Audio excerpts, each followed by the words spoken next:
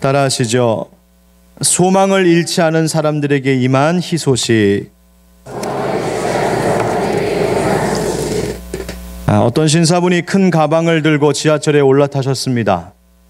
지하철이 출발하자 들고 있던 그 가방을 오른쪽에 내려놓고 한 손으로는 손잡이를 잡은 채 헛기침을 몇 번 하더니 일장연설을 시작합니다.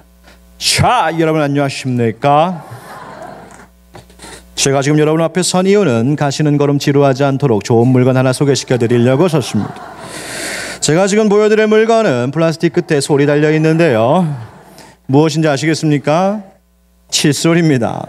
이 칫솔 뒷면에 보니까 메이드 인 코리아라고 써 있는데 수출했었다는 얘기죠. 수출이 잘 됐을까요? 잘 됐으면 제가 여기 있겠습니까? 폭삭 망했습니다. 그래서 여러분께 팔려고 나왔습니다. 단돈 200원에 모십니다. 5개 묶어 1,000원에 모시겠습니다. 잘 됐습니까? 연습하느라고 얼마나 고생했는지. 자, 이 5개 묶음의 칫솔을 이분이 다 거기 지하철에 타 계신 분들에게 다 나눠드렸습니다. 그리고 다시 묻습니다. 제가 다시 묻겠습니다. 제가 오늘 몇 개나 팔 수 있을까요? 기대하십시오. 조금 있다가 공개하겠습니다. 그리고 쫙 다시 거두면서 사실 분들 쫙 돈을 걷고 보니까 4개 팔았습니다. 그래서 이렇게 얘기하는 거예요. 여러분, 제가 칫솔 4묶음 팔았습니다. 한 개에 1,000원, 매상 오늘 4,000원 올렸습니다. 여러분, 제가 실망했겠습니까? 안 했겠습니까?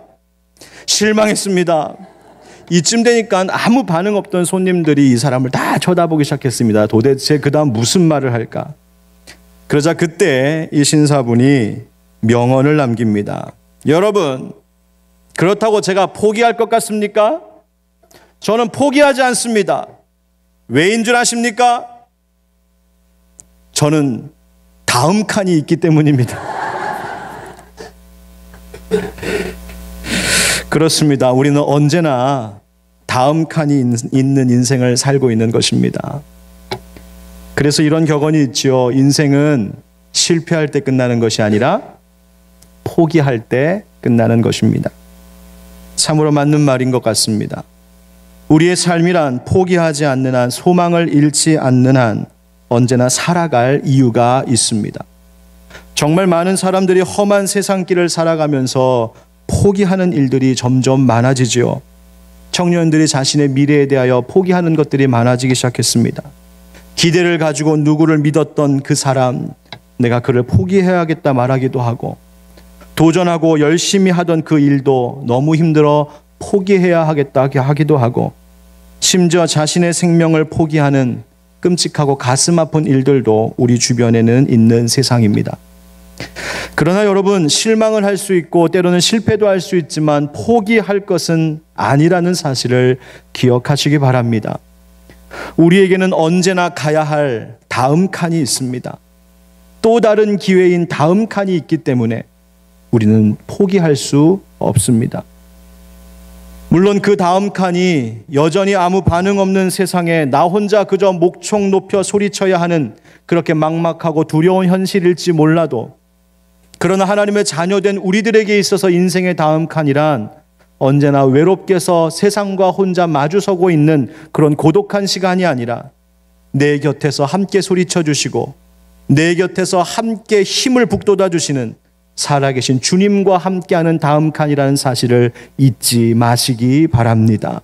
그래서 우리에게 소망이 있는 것입니다. 오늘 본문 중 12절에 이러한 구절이 있습니다. 우리 함께 읽어볼까요? 시작. 갇혀 있으나 소망을 품은 자들아. 아멘. 이 말은 본래 바벨론의 포로로 잡혀있던 이들을 하나님께서 부르고 있는 말씀입니다. 사로잡혀 있으나 희망을 잃지 않은 사람들아, 이 말 들으라는 것이지요. 오늘 우리에게도 주님이 그렇게 부르고 계신 것 같습니다. 슬픔에 갇혀 있으나 기쁨의 소망을 품은 자들아, 현실의 고통 속에 갇혀 있으나 자유함의 소망을 품은 자들아, 질병과 죽음의 공포 속에 갇혀 있으나 생명의 소망을 품은 자들아, 바로 오늘 이 부름이 우리를 향한 하나님의 부름임을 잊지 마시기 바랍니다. 소망을 품은 자들, 희망을 잃지 않은 자들에게 오늘 주님이 무언가 하실 말씀이 있다는 것입니다. 오늘 말씀을 들을 때 하나님께서 내 속에 소망을 주시겠다 약속하십니다. 소망 잃지 않고 주님 바라보는 자들에게 오늘 주실 말씀, 우리 함께 귀를 기울이며 다시 한번 힘을 얻을 수 있는 귀한 날 되길 주의 이름으로 축원드립니다. 오늘은 예수님께서 십자가의 길을 가시기 위하여 예루살렘 성에 입성하신 그날을 기억하고 기념하는 종려주일입니다.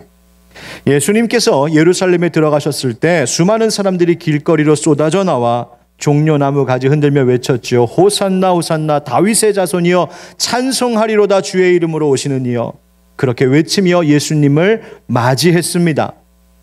그런데 그 환호 속에 군중들을 지나가는 예수님의 모습은 정작 너무나 평범하다 못해 어쩌면 초라해 보이는 모습이었습니다. 그때 예수님의 모습은 결코 성대한 왕의 행렬과 같아 보이지도 않았고 전쟁에서 이기고 들어오는 개선 장군의 행진과 같이 그렇게 화려하지 않았습니다. 예수님은 그저 작은 나귀 새끼 한 마리 타고 그렇게 들어오시는 평범한 모습이었습니다. 이에 대하여 마태복음 기자는 우리에게 이 장면을 이렇게 소개하고 있지요. 마태복음 21장 4절과 5절에 이는 선지자를 통하여 하신 말씀을 이루려 하심이라 일러스되 시온 딸에게 이르기를 네 왕이 네게 임하나니 그는 겸손하여 나귀 곧 멍에 매는 짐승의 새끼를 탔도다 하라 하였느니라. 예수님께서 나귀를 타신 이유가 있다는 것입니다. 바로 선지자를 통하여 하신 그 예언의 말씀을 이루시기 위하여 그대로 나귀를 타신 것입니다. 그 예언이라는 것은 바로 오늘 우리가 함께 읽었던 본문 말씀 스가랴 선지자를 통하여 주셨던 그 말씀입니다. 구약의 선지자였던 스가랴는 그 이름의 뜻이 여호와께서 기억하신다라는 뜻을 가지고 있는 이름입니다. 유다 백성들이 바벨론에서 포로 생활을 하다가 하나님께서 약속하신 대로 그들이 다시 예루살렘으로 유다 땅으로 돌아오게 되는데 그 포로 귀환 시대에 대하여 기록한 선지서가 바로 학개, 스가랴, 말라기 이 세 선지서입니다.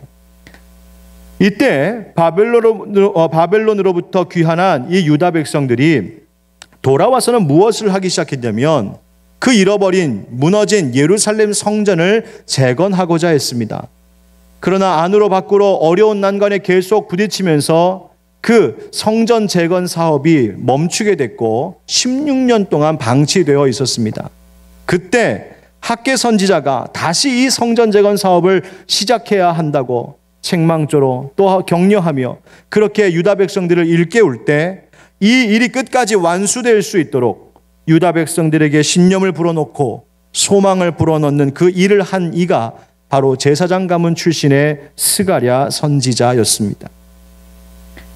이 메시지를 전하는 가운데 하나님께서는 스가랴 선지자에게 장차 오시게 될 메시아 그리고 그가 오셔서 이루실 메시아 왕국에 대하여 그 영광스러운 시대에 대하여 보게 하시고 그것을 예언하게 하셨습니다. 바로 오늘 본문의 내용이 그 부분입니다. 우리 9절 말씀을 다시 한번 읽어보겠습니다. 시작. 시온에 따라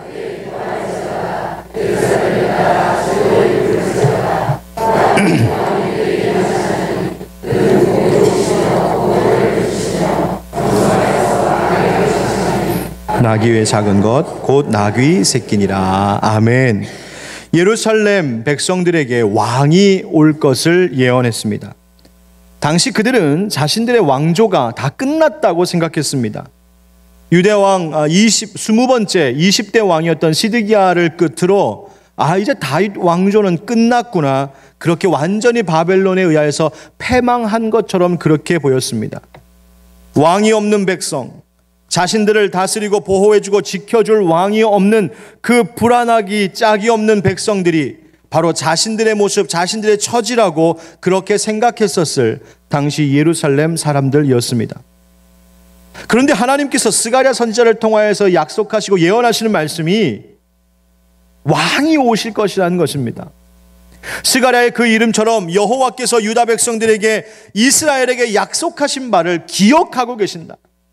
다윗에게 너의 왕위와 그 왕조가 끝나지 않을 것이라고, 영원할 것이라고 약속하신 것을 하나님은 지금도 기억하신다. 그 왕이 오실 것이다. 스가랴 선지자로 하여금 하나님이 외치게 하셨습니다. 네 왕이 내게 임하시나니, 바로 다윗의 가문에서 태어나실 메시아 예수 그리스도를 가리킨 예언이었습니다. 이제 그분이 오시면 그저 이스라엘과 유다 백성들만의 왕이 아니라 모든 영적인 하나님의 백성들과 하나님의 자녀들을 구원하시고 그들을 다스리시는 영원한 가장 높은 왕 중의 왕이신 바로 예수 그리스도로 이 땅에 오실 그런 분이었습니다. 그분에 대하여 성경이 말하기를 그분은 공의롭고 구원을 베푸시며 특별히 겸손하신 분이다라고 말하고 있습니다.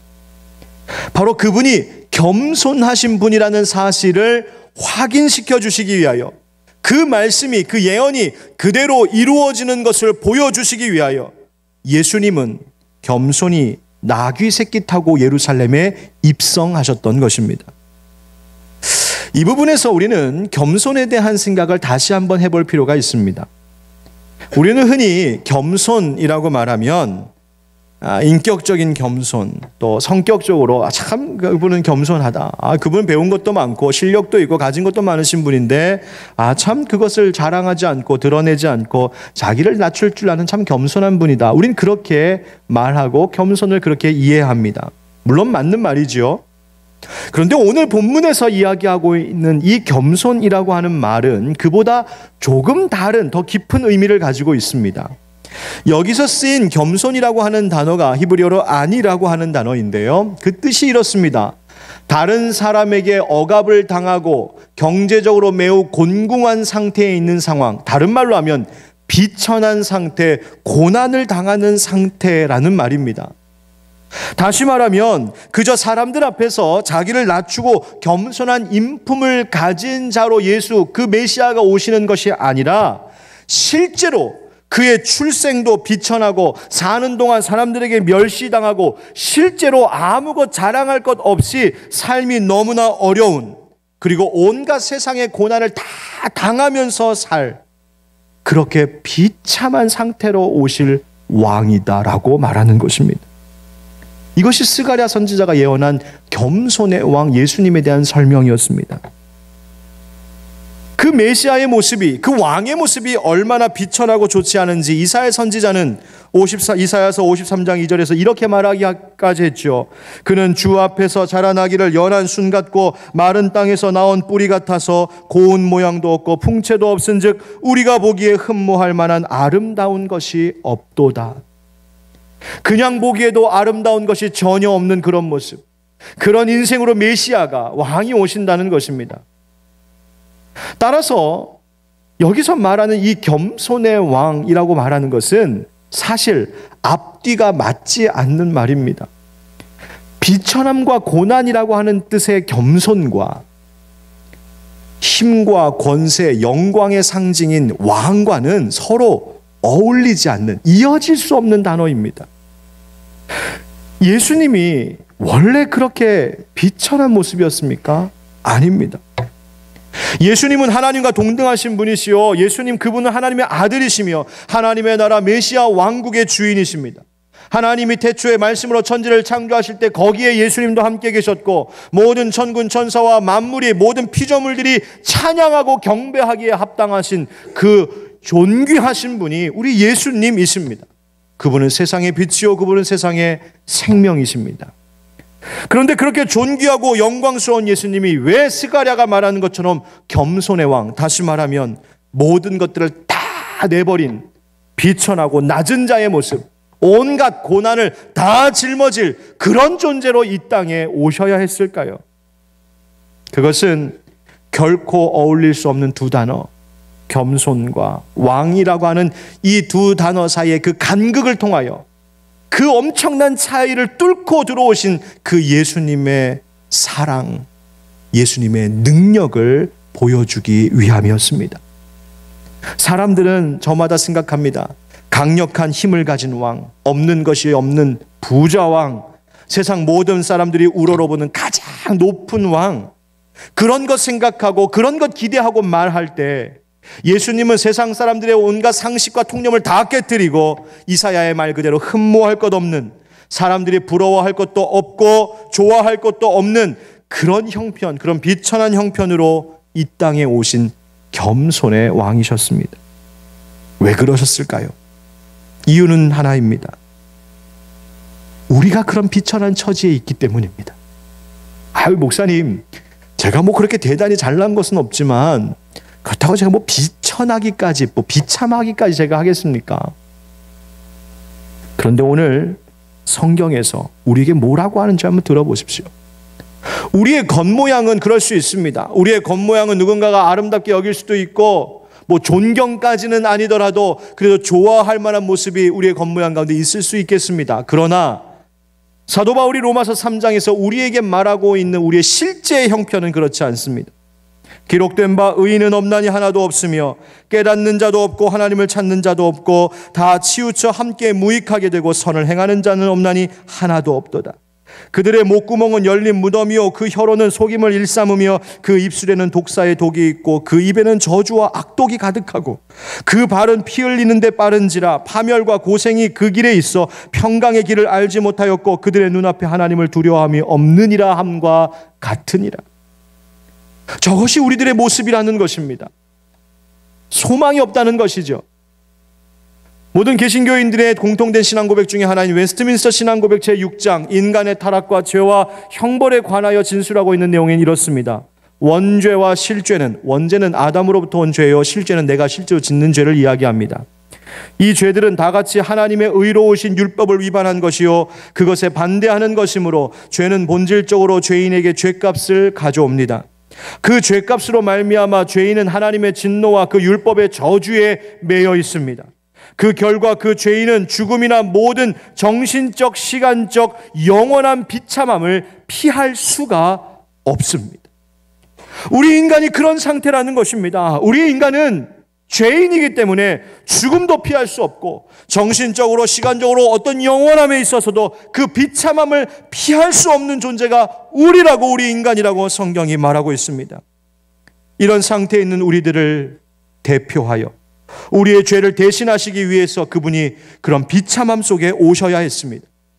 그분이 겸손히 임하지 않고는 우리를 구원하실 수 없었기에 영광의 왕이 겸손의 왕이 되어주신 것입니다. 우리를 향한 사랑, 우리를 구원하시기 위한 그 사랑의 마음이 예수님이 나귀를 타시는 겸손의 왕이 되셔야 했던 것입니다. 그렇다면 그렇게 겸손의 왕으로 오신 예수님으로 인해 우리에게 어떤 일이 일어날까?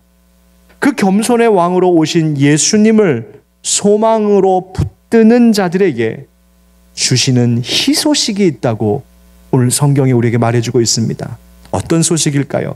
한번 따라하시죠. 화평의 희소식. 우리의 이 비천한 상태를 표현할 수 있는 대표적인 말이 바로 불화라고 여겨집니다. 화목하지 못함이죠. 오늘날 현대사회에서 계속해서 일어나는 범죄 사건들, 끔찍한 소식들의 뒤에는 언제나 관계의 불화가 자리 잡고 있는 것을 보게 됩니다. 가족 간의 불화가 큰 싸움을 일으키고 친구와 동료와의 불화가 돌이킬 수 없는 아픔과 상처를 주기도 합니다. 어떤 조직의 불화가 생기고 사회 안에 불화가 있고 교회가 불화하여 깨지고 국가와 국가가 불화하여 전쟁과 테러가 일어납니다. 하나님은 태초에 모든 혼돈과 무질서함을 성령의 운행하심으로 그리고 말씀하심으로 질서와 조화를 하나님은 창조하셨습니다. 하나님은 질서의 하나님이시고 그것을 담도록 인간을 그리고 우리 세상을 지으셨지요.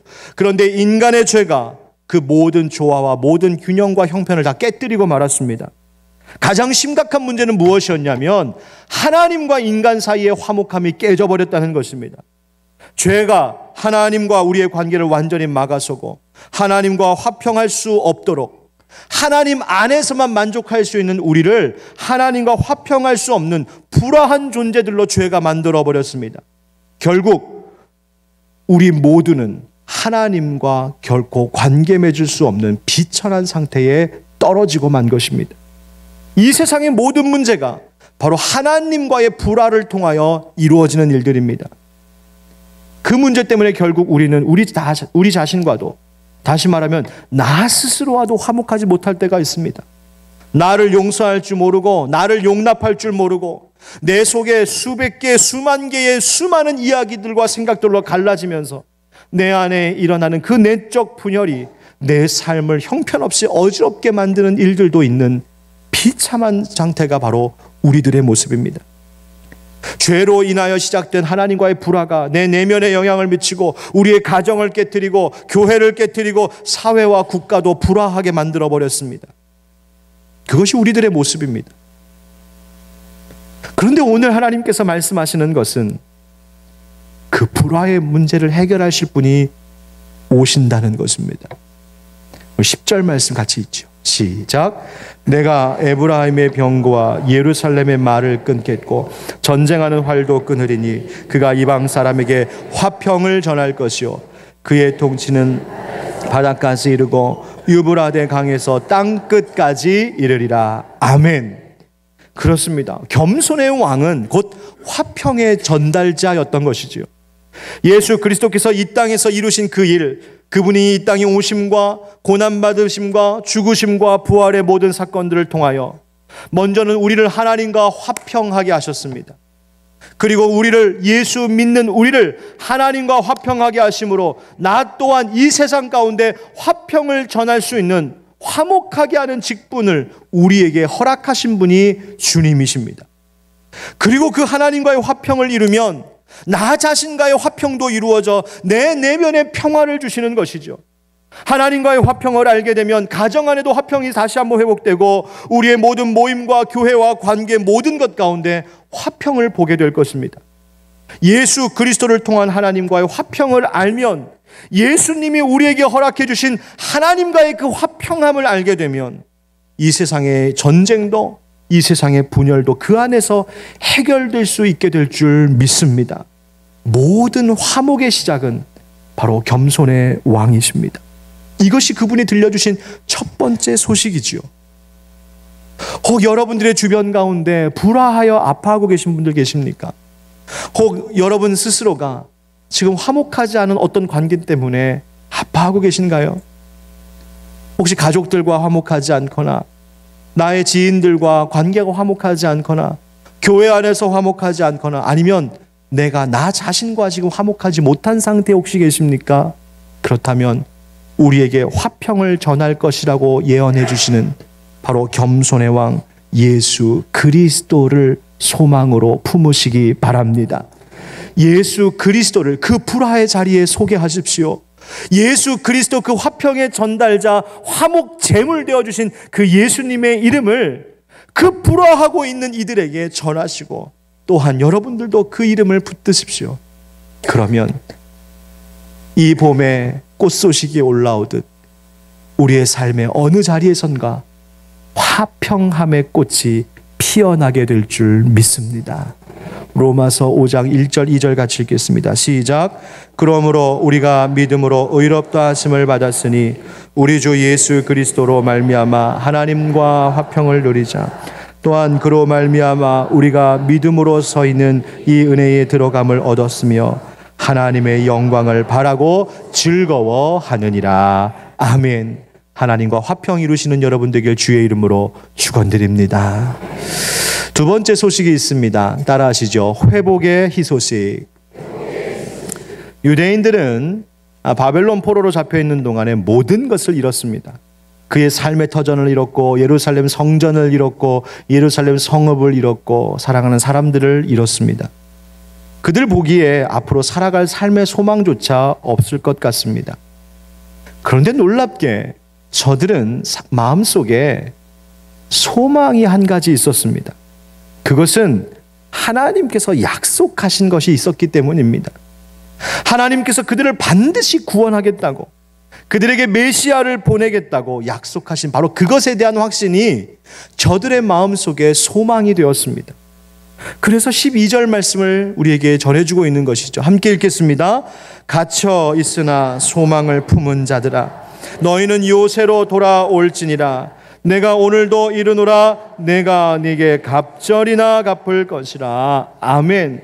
너의 삶의 형편이 사방이 갇혀 있는 것 같다 할지라도 소망을 품고 있으면, 소망을 잃지 않고 그것을 붙들고 있으면 반드시 내가 갚아주는 그날이 있을 것이라고 주님이 약속하고 계십니다. 여러분, 여기서 갚는다는 것은 결국 잃어버렸던 모든 것들을 회복시키시겠다는 말씀이지요. 몇 배로 갚으신다고 하십니까? 갑절로. 이 갑절 2배라고 하는 말은 그저 수치적으로 정확히 곱하기 2를 의미하는 것이 아닙니다. 5개 잃어버렸으니까 10개 줄게, 10개 잃어버렸으니까 20개로 갚아줄게, 그렇게 한정된 회복을 이야기하는 것이 아닙니다. 성경에서 말하는 갑절 2배라고 하는 것은 조금도 부족함을 느끼지 못할 만큼 지금까지 겪었던 모든 슬픔과 어려움들을 다 씻어 잊어버릴 수 있을 만큼 그렇게 완전하고 완벽한 회복을 주시겠다는 약속이 갑절로 갚아주시겠다는 것입니다. 사랑하는 성도 여러분, 이 약속 붙들며 사시길 주의 이름으로 축원합니다. 여러분, 이 하늘빛 광성교회에 하나 둘 성도님들이 이렇게 찾아오시면서 그렇게 보내주시는 하나님께도 너무나 감사하고, 또 그렇게 이 교회를 찾아와 주시는 분들께도 얼마나 고맙고 감사한지 모릅니다. 그런데 여러분 아십니까? 성도들이 늘어나는 것은 당연히 감사한 일이요 기쁜 일이지만 이 담임 목사에게는 그만큼 제가 고민해야 하고 또 걱정도 해야 하고 또 근심하며 때로는 기도하고 함께 아파해야 할 일들이 늘어나는 성도들의 수만큼 많아진다는 걸 혹시 아실런지요? 새롭게 만나는 분들, 또 이미 함께 하고 있는 분들, 정말 반갑고 고맙고 감사하면서도 저분들이 가지고 있는 삶의 문제들을 생각하면, 그분들이 제게 가져와 들려주시는 아픔의 이야기, 상처와 삶의 어려운, 정말 갇혀있는 것과 같은 삶의 이야기를 들려줄 때면 제 어깨가 점점 무거워지는 것을 솔직히 여러분들께 고백합니다. 하지만 저는요, 그렇다고 절망하지는 않는답니다. 왜 그런지 아세요? 저는 오히려 아픔의 문제들을 가지고 찾아오시는 분들을 하나 둘 더 만날 때마다 그것은 오히려 그 모든 것을 회복시키실 하나님의 희소식이 더 많아질 것에 대한 기대감 때문입니다. 그만큼 회복시키실 일이 많을 테이고, 그만큼 어렵고 아픈 분들을 많이 보내주신다면 그만큼 하나님께서 이 교회에 부어주셔야 할 은혜가 많을 것이라는 이야기이고, 그것은 결국 우리가 간증할 것도 감사할 것도 앞으로 찬양하게 될 일이 더 많아지는 소망 있는 교회라고 하는 바로 그 약속이기 때문에 저는 아무리 큰 아픔을 가지고 이 교회를 찾아오시는 분들도 다 반갑고 고마울 뿐입니다.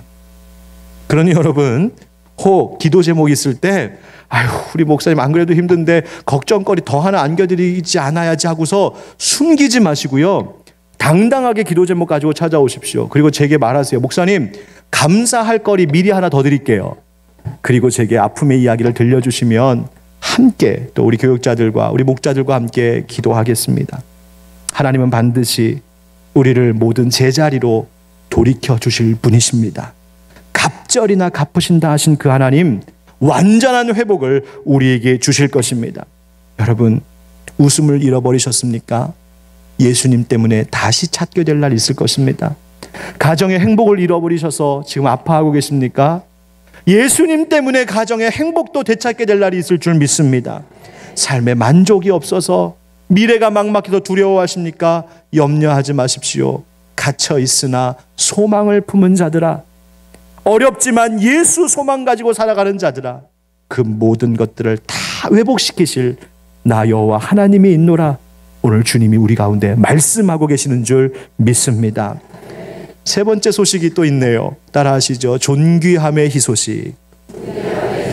16절 17절 같이 읽겠습니다. 시작.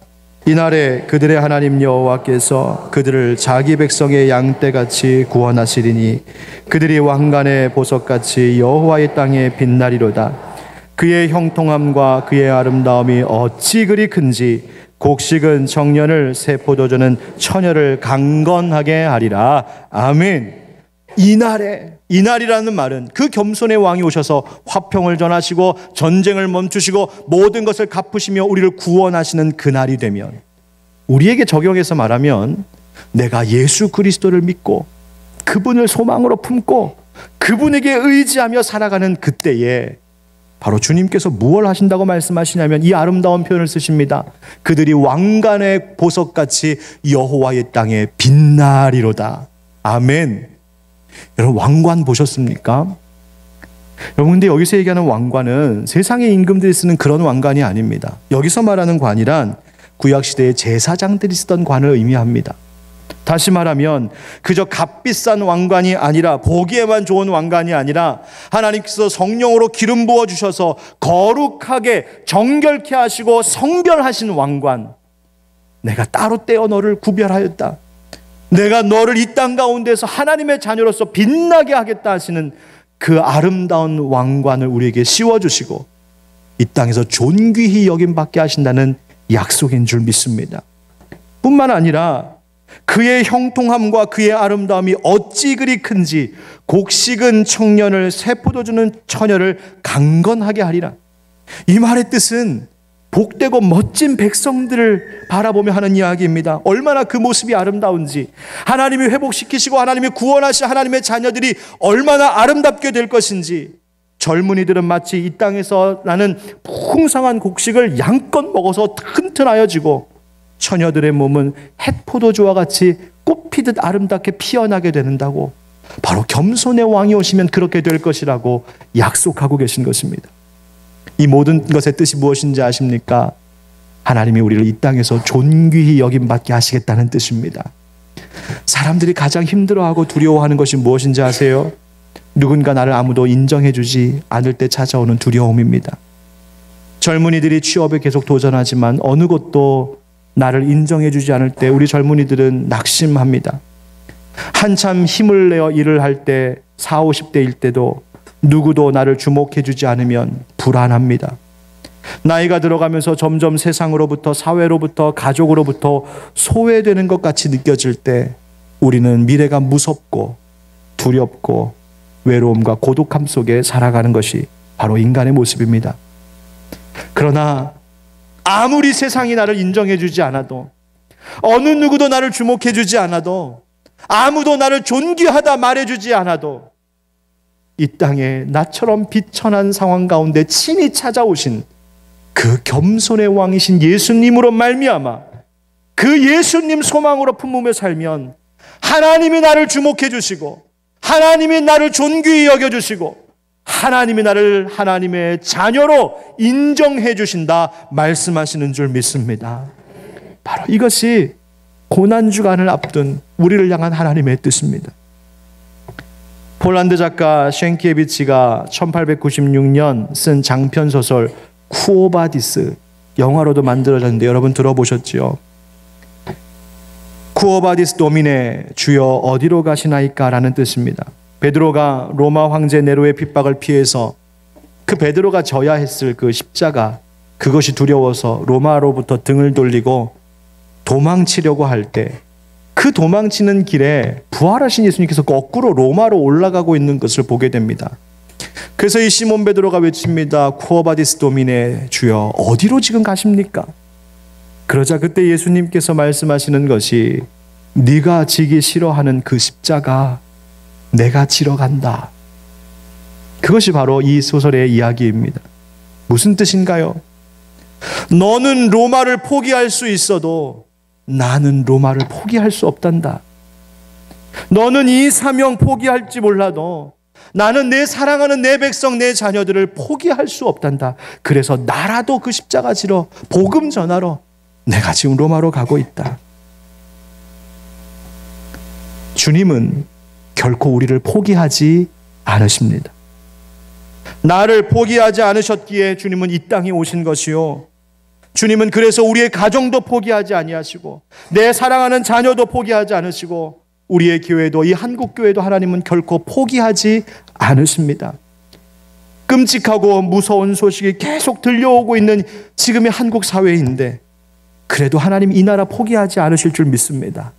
북한도 포기하지 않으실 것이고요, 테러가 일어났던 저 유럽 땅도, 그리고 중동 땅도, 온 세계를 주님은 결코 포기하지 않으실 것입니다.